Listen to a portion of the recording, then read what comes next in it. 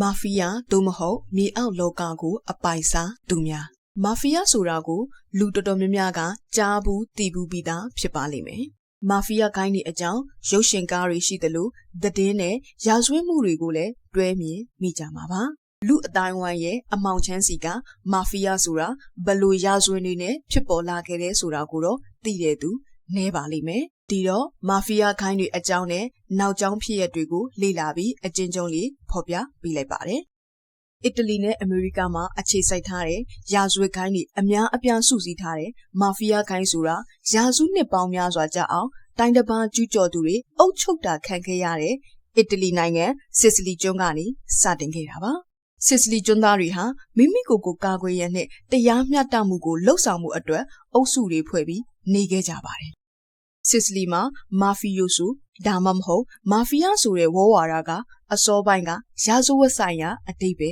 မဟုတ်ပါဘူး။ဗဟိုအာဏာစက်ကိုတန်တရားရှိသူလွတ်မြောက်ချင်သူတွေကိုရည်ညွှန်းထားတာပါ။19ရာစုအတွင်းစစ်စလီကျွန်းသားအဖွဲ့တွေကတချို့ဟာမြေပိုင်ရှင်တွေစီကနေကာကွယ်ကြေးတောင်းပြီးရက်စက်တဲ့ရာဇဝတ်မှုတွေကိုကျူးလွန်လာခဲ့ပါတယ်။ထိုအဖွဲ့တွေဟာစစ်စလီကျွန်းရဲ့အစောဆုံးမာဖီးယားတွေပဲဖြစ်ပါတယ်။1920ခုနှစ်များအတွင်းအမေရိကန်မာဖီးယားတွေအင်အားကောင်းလာခဲ့ကြပြီးသူတို့ကအီတလီမာဖီးယားတွေနဲ့မတူတဲ့အဖွဲ့တွေဖြစ်ကြပါတယ်။ဒါပေမဲ့သူတို့အချင်းချင်းကျင့်ဝတ်တွေရှိသလိုစီကံနဲ့တစ္ဆာဆောင်ထိန်မှုတွေလည်းထားရှိကြပါတယ်။တစ်ဖွဲ့နဲ့တစ်ဖွဲ့လည်းအပြည့်အလှန်ထောက်ပံ့တာမျိုးလေးစားမှုနဲ့မျှဝေတာမျိုးလည်းလုပ်ကြပါသေးတယ်။မြောက်အာဖရိကနဲ့အီတလီပြည်မကြီးကြားမြေထဲပင်လယ်ရှိစစ်စလီကျွန်းဟာရာစုနှစ်များစွာဖိနစ်စ်ရောမာအာရပ်ပြင်သစ်နဲ့စပိန်တို့လိုကျူးကျော်သူတွေရဲ့အုပ်ချုပ်မှုကိုခံခဲ့ရပါတယ်။ကို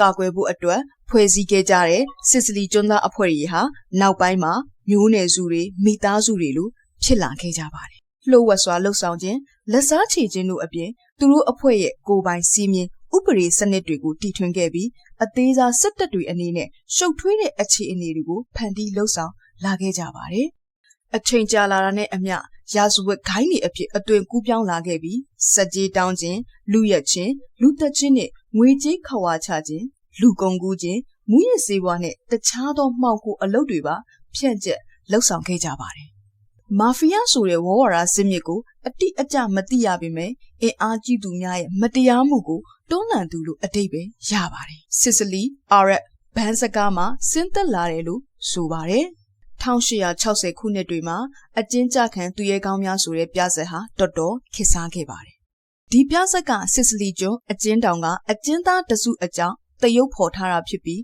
သူတို့အဖွဲ့ရဲ့ဓလေ့ထုံးတမ်းများနဲ့လောက်ကင်ပုံတွေတင်ဆက်ထားတာပါ။ဒီပြဇာတ်ကိုအီတလီပြည်မတွေကကပြခြင်းနဲ့အတူမာဖီးယားဆိုတဲ့အခေါ်အဝေါ်ကိုပါရေပန်းစားလာစေခဲ့ပါတယ်။1861မှာစစ်စလီကျွန်းဟာအီတလီနိုင်ငံရဲ့ပြည်နယ်တစ်ခုတရဝင်ဖြစ်လာခဲ့ပါတယ်။သို့သောအီတလီအစိုးရဟာသူ့ကိုယ်သူထူထောင်နေရတဲ့ကာလမှာစစ်စလီကျွန်းကိုအရေးမဆိုင်နိုင်ပဲကျွန်းပေါ်မှာရာဇဝတ်မှုနဲ့ဗယံမတာဖြစ်မှုတွေကကြီးစိုးနေခဲ့ပါတယ်။1880ပြည့်နှစ်တွေမှာအီတလီအာဏာပိုင်တွေကအန္တရာယ်ရှိတဲ့တခြားရာဇဝတ်ဂိုင်းတွေရန်ကနေကာကွယ်ပေးဖို့စစ်စလီကျွန်းမာဖီးယားမျိုးနယ်စုတွေကိုတောင်းဆိုခဲ့ပါတယ်။အပြန်အလှန်အနေနဲ့မြေပိုင်ရှင်တွေနဲ့မာဖီးယားတွေကြားကပြဿနာကိုအာဏာပိုင်တွေကမျက်နှာလွှဲပေးခဲ့တာပါပဲ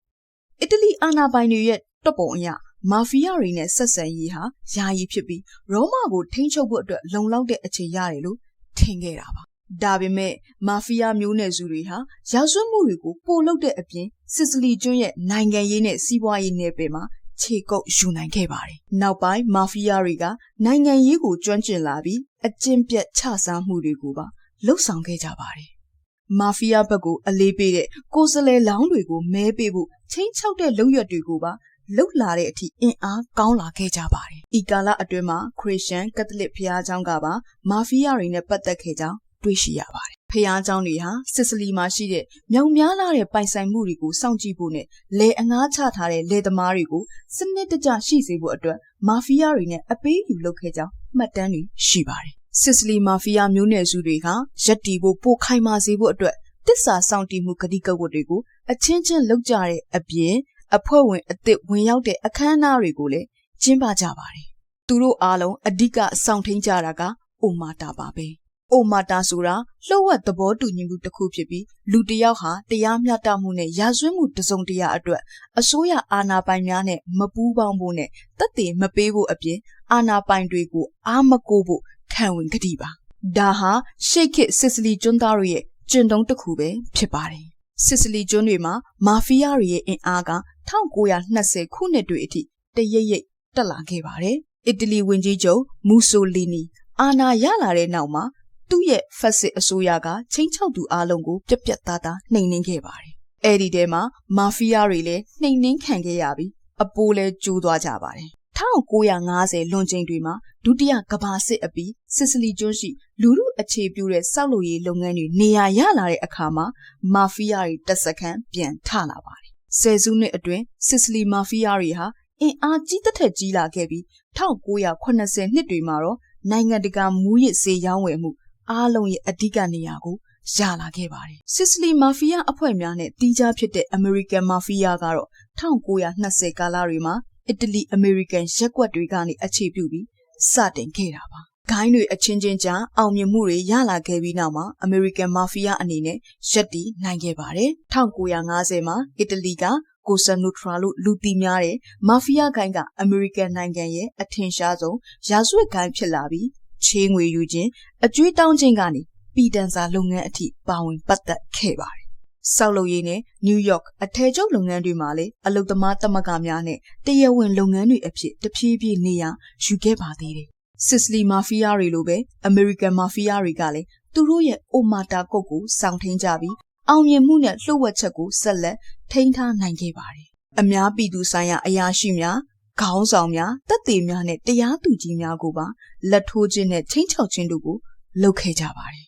ဒီအကြောင်းအရာတွေကြောင့်20ရာစုအစောပိုင်းဥပဒေစိုးမိုးရေးအဖွဲ့တွေဟာမာဖီးယားတွေကိုနှိမ်နင်းဖို့အတွက်တော်တော်အကြက်ရိုက်ခဲ့ပါတယ်သို့တော့1980ကနေ1990အတွင်းအမေရိကန်နဲ့အီတလီရှေ့နေတွေကထိပ်တန်းလူဆိုးလူမိုက်တွေကိုအပြစ်ပေးဖို့အတွက်ပြင်းထန်တဲ့ဥပဒေတွေကိုပြဋ္ဌာန်းနိုင်ခဲ့ကြပါတယ်အောင်မြင်စွာလည်းအသုံးချနိုင်ခဲ့ကြပါတယ်တချို့သောမာဖီးယားတွေကနှစ်ရှည်အပြစ်ဒဏ်တွေကိုရှောင်ရှားနိုင်ဖို့အတွက်အိုမာတာစီးမြင့်ကိုဖောက်ပြီးဂိုင်းသားတွေအကြောင်းကိုသက်သေခံခဲ့ကြပါတယ်21ရာစုအစပိုင်းအချိန်တွင်းမှာယာနဲ့ချီတဲ့ဖမ်းဆီးမှုတွေကိုလှုပ်ဆောင်ခဲ့ပြီးနောက်မာဖီးယားဂိုင်းများဟာလည်းအားနည်းသွားခဲ့ကြပါတယ်ဒါပေမဲ့လုံးဝပပျောက်သွားတာမျိုးမဟုတ်ပဲယနေ့အထိဆက်လက်ရှိနေကြသေးပါတချို့သောရှုပ်ထွေးတဲ့အကြောင်းအရာတွေနဲ့လူတွေကိုတော့ချန်လှပ်ထားခဲ့ပါတယ်မှတ်ချက်အနေနဲ့မာဖီးယားဂိုင်းတွေရဲ့စီးမြင့်တွေဟာတင်းကျပ်တယ်လို့လေးစားဖို့ကောင်းတာတွေလည်းပါပါတယ်အဖွဲ့ဝင်တွေကတယောက်ရဲ့ဇနီးကိုတယောက်ကမပြစ်မှားတာ